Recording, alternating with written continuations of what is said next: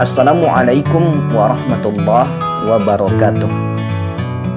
Alhamdulillah, puji syukur kepada Allah, salawat kepada Rasulullah. Allahumma salli ala Sayyidina Muhammad wa ala ali Sayyidina Muhammad. Baik teman-teman semuanya, pada mata kuliah akuntansi biaya ini, kami dari kelompok 4 akan menjelaskan materi dengan topik pembahasan yaitu sistem akuntansi biaya. Berikut nama-nama kelompok 4. Yang pertama, Nur Ilmi. Kedua, Fernando. Ketiga, Fanny Defriza. Keempat, Putri Amelia Sari. Kami dari kelas 2C di 3 akuntansi. Berikut materi-materi mengenai sistem akuntansi biaya. Topik pembahasan materi biaya per unit. Yang pertama, konsep biaya per unit. Yang kedua, kalkulasi biaya produk berdasarkan tradisional. Yang ketiga, keterbatasan sistem akuntansi biaya tradisional. Yang keempat, kalkulasi biaya produk berdasarkan aktivitas atau activity based costing. Kelima, pengklasifikasian aktivitas. Yang pertama, kita bahas tentang konsep biaya per unit. Biaya adalah kas atau nilai ekuivalen kas yang dikorbankan untuk mendapatkan barang atau jasa yang diharapkan memberikan manfaat pada saat ini atau masa datang bagi organisasi. Biaya per unit adalah total biaya yang berkaitan dengan unit diproduksi dibagi dengan jumlah unit yang diproduksi. Jadi selanjutnya yaitu kalkulasi biaya produk berdasarkan tradisional.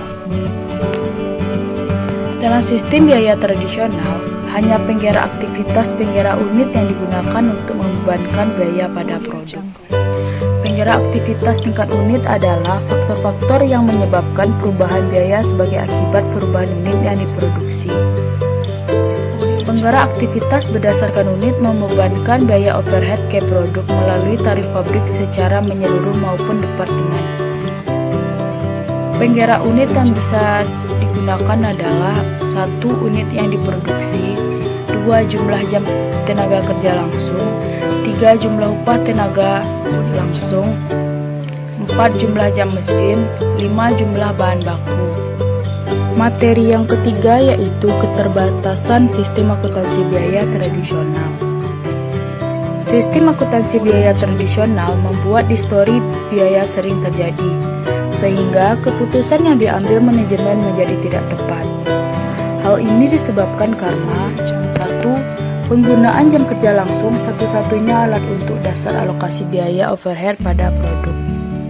2. Margin laba sulit dijelaskan. 3. Titik berat hanya pada fase produksi, tidak termasuk desain dan distribusi. 4.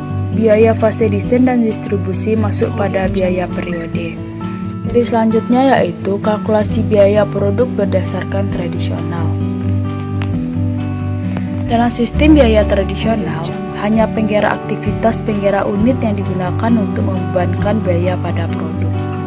Penggerak aktivitas tingkat unit adalah faktor-faktor yang menyebabkan perubahan biaya sebagai akibat perubahan unit yang diproduksi. Penggerak aktivitas berdasarkan unit membebankan biaya overhead ke produk melalui tarif pabrik secara menyeluruh maupun departemen. Penggerak unit yang bisa digunakan adalah 1. Unit yang diproduksi, 2. Jumlah jam tenaga kerja langsung, 3. Jumlah upah tenaga langsung, 4. Jumlah jam mesin, 5. Jumlah bahan baku. Kita akan bahas tentang pengertian activity based costing. Activity based costing adalah metode yang berfungsi untuk mengalokasikan semua biaya dari berbagai sumber daya yang digunakan dalam menjalankan aktivitas produksi atau menjalankan usaha jasa. Konsep yang mendasari metode ini adalah perusahaan yang menjalankan suatu rencana, maka manajemen perusahaan akan menjalankan suatu rangkaian aktivitas. Selanjutnya yaitu konsep dasar Activity Based Costing atau ABC. Ada 2 konsep dasar yang mendasari metode ABC, diantaranya adalah A. Aktivitas-aktivitas yang menyediakan timbulnya metode ABC, bahwa sumber daya pembantu atau sumber daya tidak langsung menyediakan kemampuannya melaksanakan kegiatan, bukan hanya penyebab timbulnya biaya. Kedua, produk atau pelanggan jasa produk menyebabkan timbulnya permintaan atas dasar aktivitas untuk membuat produk atau jasa yang diperlukan berbagai kegiatan. Fungsi activity based costing. Pertama, untuk membantu perusahaan dalam mengambil berbagai keputusan terkait harga pokok penjualan dan berbagai sumber daya penyusunnya. Kedua, harga pokok penjualan yang dihasilkan akan akurat dan dapat bersaing dengan kompetitor lainnya. Ketiga, dapat membantu perusahaan dalam melakukan analisis untuk menentukan berapa jumlah produk yang harus diproduksi untuk bisa mencapai break-even point secara akurat. Adapun konsep dasar dari activity based costing.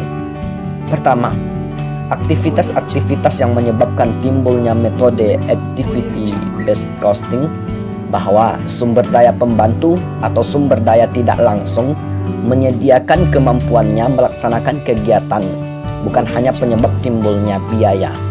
Kedua, produk atau pelanggan jasa produk menyebabkan timbulnya permintaan atas dasar aktivitas untuk membuat produk atau jasa yang diperlukan dalam berbagai kegiatan.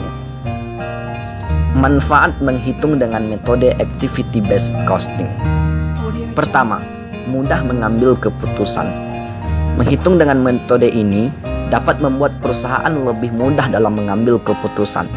Ketika menghitung dengan metode ini, hal-hal yang menjadi komponen biaya ditulis secara lengkap sehingga hitungan dapat dilihat secara rinci.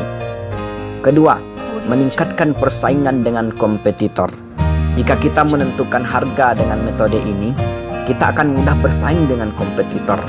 Harga yang kita pakai tidak jauh dari harga kompetitor, sehingga konsumen tidak akan meragukan produk atau layanan kita. Ketiga, pengawasan dan evaluasi. Perhitungan dengan metode ini disajikan secara rinci dan jelas, sehingga mudah dalam mengoreksi. Dan yang keempat, mengembangkan produk lebih mudah. Karena analisis biaya yang telah didapatkan dari hasil perhitungan metode ini dapat digunakan oleh perusahaan dalam melakukan rekayasa ulang pada proses produksi, mana rekayasa ulang tersebut bisa berkaitan untuk mengembangkan kualitas produk. Selanjutnya, pengklasifikasian aktivitas. Pertama, tingkat unit merupakan aktivitas yang dilakukan suatu unit di produksi. Contoh, pengujian produk. Kedua, tingkat batch merupakan aktivitas yang dilakukan setiap suatu batch barang produksi. Contoh, persiapan, pemeriksaan, jadwal produksi, penanganan tahan.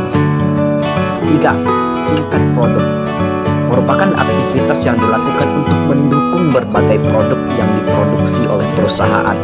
Contoh, pengembangan prosedur pengujian produk, pemasaran produk. Keempat, tingkat fasilitas merupakan aktivitas yang menopang proses umum manufaktur suatu pabrik. Contoh, manajemen pabrik, pajak kekayaan, keamanan, dan penyusutan pabrik. Itulah pembahasan kami mengenai materi sistem akuntansi biaya. Semoga bermanfaat. Sekian, terima kasih.